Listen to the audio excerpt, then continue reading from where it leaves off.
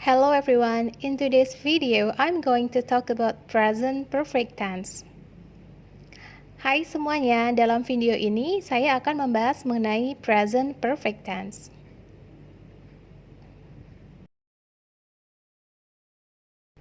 Fungsi dari present perfect tense yang pertama, untuk menyatakan kegiatan yang dimulai di waktu lampau dan masih berlanjut hingga sekarang atau saat ini.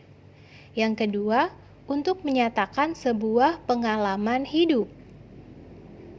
Untuk fungsi yang pertama, kita bisa menggunakan kata keterangan berupa for, yang artinya selama, since, yang artinya sejak. Kemudian untuk fungsi yang kedua, menyatakan sebuah pengalaman hidup bisa menggunakan kata keterangan berupa ever, yang berarti pernah, never, tidak pernah.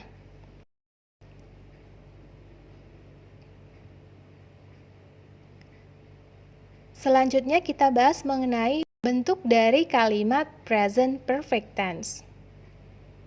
Present perfect tense. Untuk tenses dengan nama perfect, cirinya adalah menggunakan verb atau kata kerja dalam bentuk past participle, atau untuk lebih memudahkan yang biasa disebut juga dengan verb 3 atau verb 3. Contohnya ada kata kerja live yang berarti tinggal atau hidup. Bentuk ketiganya menjadi lived. Lived. Work yang artinya bekerja, bentuk ketiganya menjadi worked. Worked. Go yang artinya pergi, bentuk ketiganya menjadi gone. Read yang artinya membaca, bentuk ketiganya menjadi read. Jadi penulisannya sama, tapi cara bacanya berbeda. Read. Cara bacanya seperti nama warna, red. Kemudian ada see, melihat. Bentuk ketiganya menjadi seen. Nah, subjek itu tidak bisa langsung diikuti dengan verb 3. Maka kita perlu kata kerja bantu. Kata kerja bantu di sini adalah yang berarti telah atau sudah, yaitu have atau has.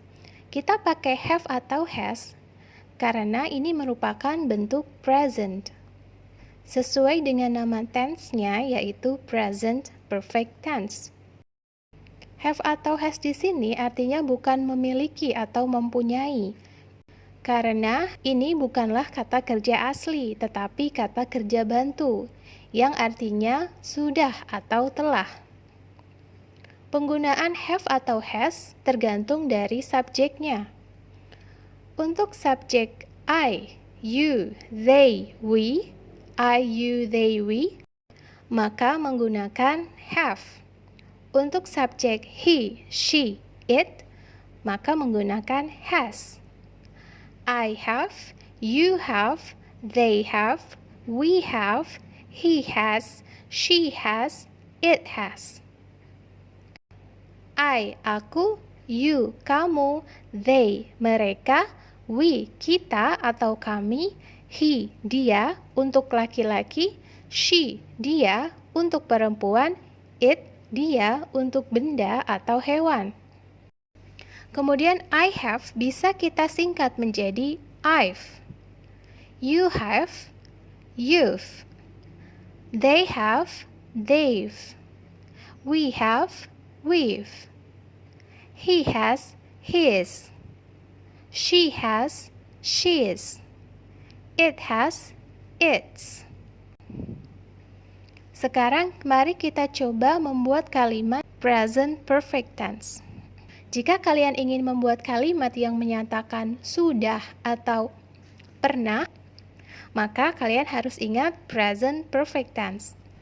Contohnya, kita akan membuat kalimat aku sudah membaca buku itu. Maka kalimatnya menjadi I have read this book. I have setelah subjek diikuti dengan kata kerja bantu. Subjek I diikuti dengan have. Kemudian diikuti kata kerja bentuk ketiga. Di sini adalah membaca, read. I have read this book. I have read this book. Aku sudah membaca buku ini. Nah, I have di sini bisa kita singkat menjadi I've. I've read this book. I've read this book. Untuk kalimat negatif, kalian cuma perlu menambahkan not setelah kata kerja bantu has atau have. Contohnya, I have not read this book. I have not read this book. Aku belum membaca buku ini. Have not bisa kita singkat menjadi haven't. I haven't read this book. I haven't read this book. Untuk kalimat tanya, kita tukar posisi kata kerja bantu dengan subjeknya. Maka kalimatnya menjadi, have you read this book? Have you read this book? Apakah kamu sudah membaca buku ini? Kemungkinan jawabannya ada dua, yaitu yes, I have. Ya, sudah. Atau no, I haven't. Belum.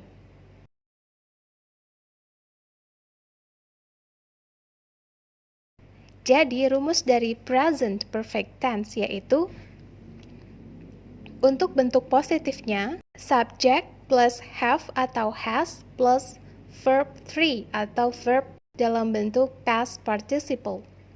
Untuk bentuk negatif, subject plus have not atau has not plus verb 3. Have not bisa disingkat menjadi haven't, has not bisa disingkat menjadi hasn't. Kemudian untuk bentuk kalimat tanya, rumusnya adalah diawali dengan have atau has, kemudian subject, kemudian verb 3.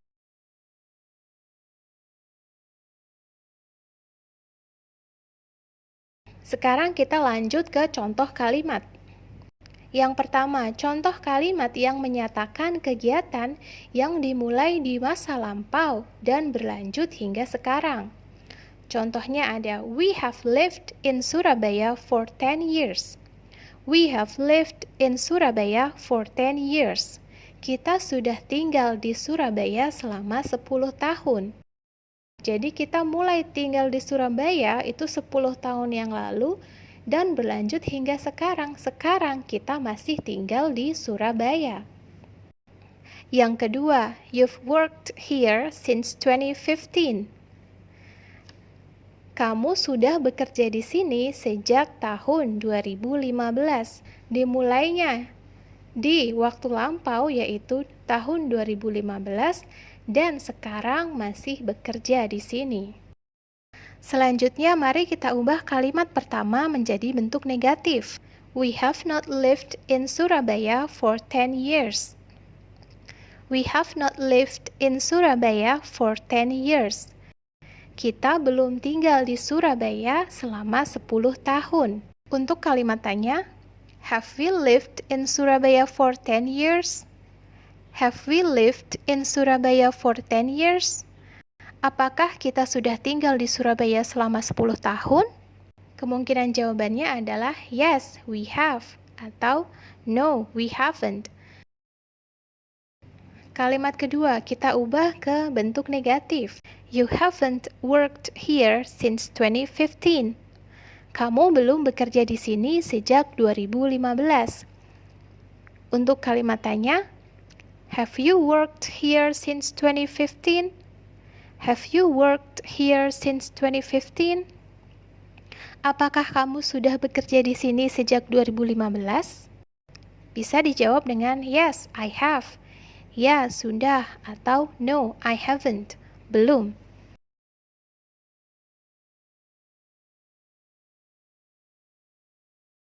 Selanjutnya, contoh kalimat yang menyatakan pengalaman hidup.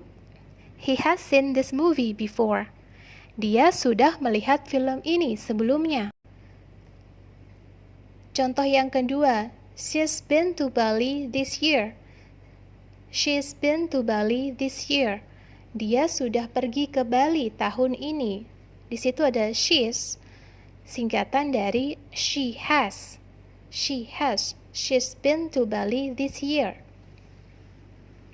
Nah, untuk kalimat present perfect tense, kita juga bisa menggunakan kata keterangan waktu, asalkan kata keterangan waktu tersebut belum berakhir. Contohnya di kalimat ini, this year. This year itu belum berakhir. Maka kita bisa menggunakan kata keterangan ini. Tetapi jika kita mau menggunakan last year, tahun lalu, maka kalimatnya harus dalam bentuk simple past tense, bukan present perfect tense. Karena last year itu sudah berakhir. Selanjutnya, untuk kalimat pertama, mari kita ubah ke dalam bentuk negatif. He has not seen this movie before.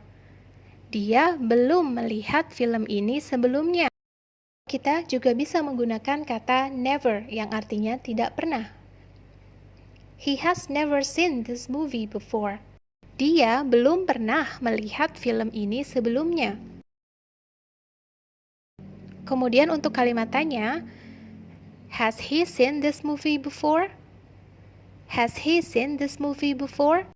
Apakah dia sudah melihat film ini sebelumnya? Atau bisa juga kita menggunakan ever. Ever pada umumnya digunakan untuk kalimat tanya, bukan kalimat positif. Jika menggunakan ever, maka kalimatnya menjadi has he ever seen this movie before? Apakah dia sudah pernah melihat film ini sebelumnya? Yes, he has. Ya, sudah. No, he hasn't. Belum. Penggunaan ever dalam kalimat positif biasanya hanya sebagai bentuk penekanan. Contohnya pada kalimat This is the best movie I've ever seen. This is the best movie I've ever seen. Ini adalah film terbaik yang pernah aku lihat. Kalimat kedua bentuk negatif. She hasn't been to Bali this year. She hasn't been to Bali this year. Dia belum pernah ke Bali tahun ini. Kalimat tanya, has she been to Bali this year? Has she been to Bali this year? Apakah dia sudah pergi ke Bali tahun ini? Yes, she has. Ya, sudah. No, she hasn't. Belum.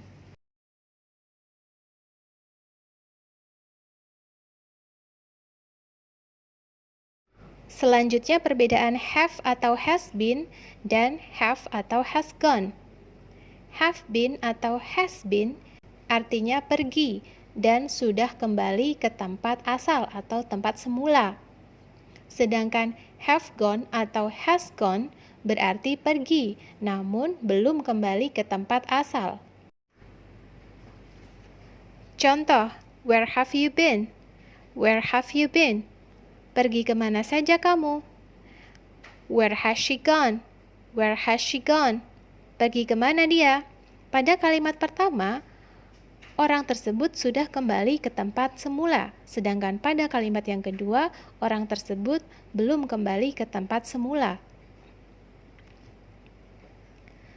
I've been to Tokyo. I've been to Tokyo.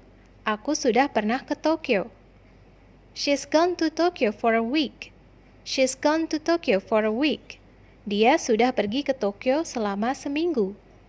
Pada kalimat pertama, subjek sudah tidak berada di Tokyo. Sedangkan pada kalimat yang kedua, subjek atau orang tersebut masih berada di Tokyo.